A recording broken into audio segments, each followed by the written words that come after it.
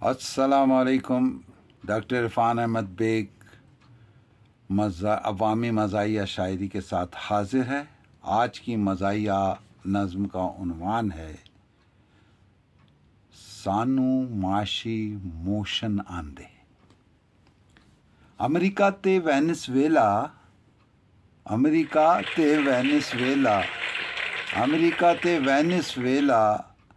उत्थे रिच ते इत्थे लेला, उत्थे रिच ते इत्थे लेला, उत्थे रिच ते इत्थे लेला।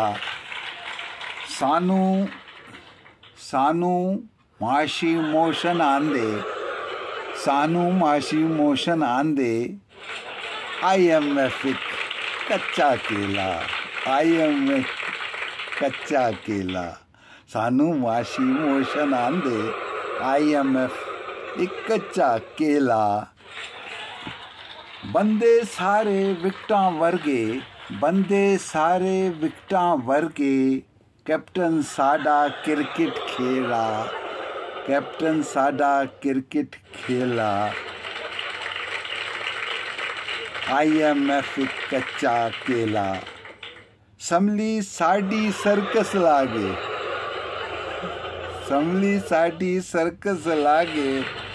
होर हुकूमत समली साडी सर्कस लागे।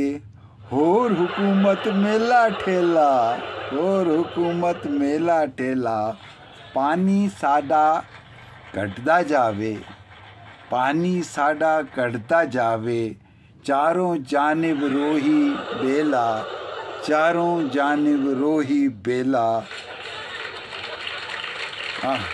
चारों जानिब रोही बेला।